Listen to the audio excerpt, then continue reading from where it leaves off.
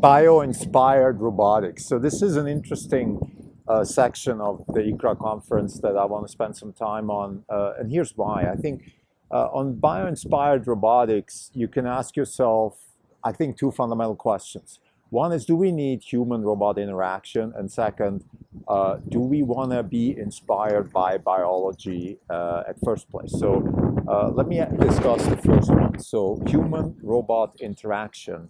It begets the question, why are we even separating human and robot? Like, what's the difference? And I think, of course, there is a difference. And I think if we look at the problem from this perspective, I think we can start learning a lot more about robotics, because we can then say, well, anything where there is a delta is not good enough. And once it gets good enough, so let's say like GPT is passing the Turing test, then that's fine.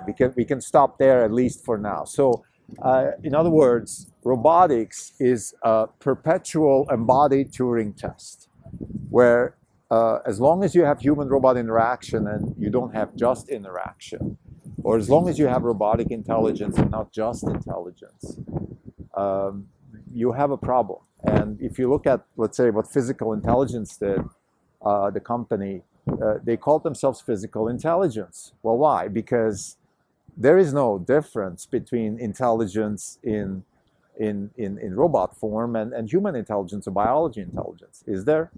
So I think these are open questions. I'm not taking a position here right now, because I think it would be premature to say, well, we're going to solve biology. We're going to solve, we're going to make a thing which is like a human. In fact, we're most likely going to make a thing which is like a human and then very quickly surpass the thing which is like a human. And the reason we're going to do that is because we here at Orange Capital Partners, we're bitter lesson pilled. So we believe that foundation models, large, general trained models will outperform eventually any other approach, and also get us to human level intelligence and eventually get to superhuman intelligence.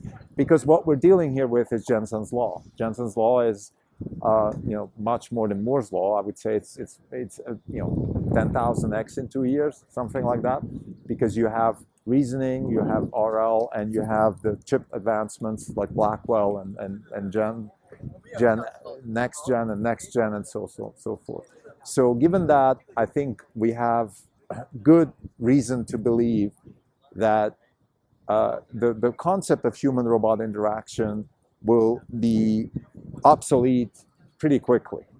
And that we're going to have human-robot interaction maybe in the future, but it will be the other way around, that the robots will be so much more intelligent than us in terms of solving problems that you will have robots basically. It's going to be a bit like robot like human-animal interaction. Now, like, we interact with animals differently because they're not as smart as we are. So it will be more like that. I mean, this doesn't sound very promising for an anthropocentric world, but that's okay. It is what it is. And this is also not about ethics here, morals and warfare and things like that, things that can go wrong with robotics. It's just the point being that I believe this concept of human-robot interaction has to be looked at from the perspective of the Turing test. And the second thing I want to talk about is bio-inspired computing now, bio-inspired robotics. Now, there's a lot of research, a lot of nitty-gritty detail stuff. That's interesting, but to me, the most interesting part is, again, the big picture question here, which is, should we even be inspired by biology? Like, what can biology teach us for robots? And if we look at the bitter lesson approach, again, we would say, well, biology is fine maybe as a prior. And I just spoke with Dario from the Polytech in Lausanne, who's very interesting, links in the show notes. He works on bio-inspired, airborne robots, drones, and things like that. There's a lot of things to be learned, but I would say this is very similar to the humanoid robot approach. Like, we use bio-inspired, whether it's in the case of humanoid robots, it's teleoperated robots, or in the case of biology, we just use sort of the prior from biology as a starting point. and then we use RL and Jensen's law to quickly update the thing. Now, what Dario spoke about, which is really interesting in my opinion, is it's the interaction between planning and control and morphology. So he's opening up the design space and the planning space in conjunction with a fixed environment. And I think you could even go further. You could have a changing environment, changing morphology, and changing planning and control setup.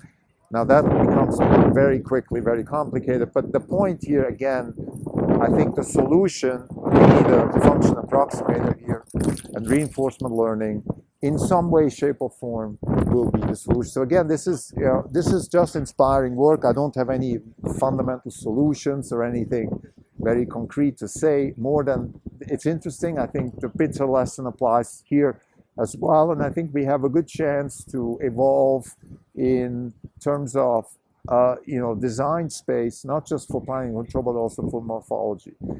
Like Dario said, for example, the way he starts the reward function design, which is the new programming language of robotics, is he starts with a mission. Okay, what's the mission? What does this object need to do? What do I want the object to do?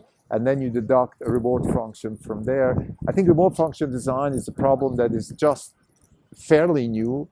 PhDs will be written about it. I think there will be courses in reward function design pretty soon. I think we can also use large language models for reward function design, so we can automate reward function design. All of these things are in the open. I think what I want to finish here is just simply stating that we have the approach towards embodied intelligence is that we want to vary the control and planning. So we want to have an uninitialized neural net. We want to have an uninitialized morphology and potentially also an uninitialized environment. But what we need is concrete ideas about the mission or the purpose of these machines, so we can then evolve a reward function around it. Thank you.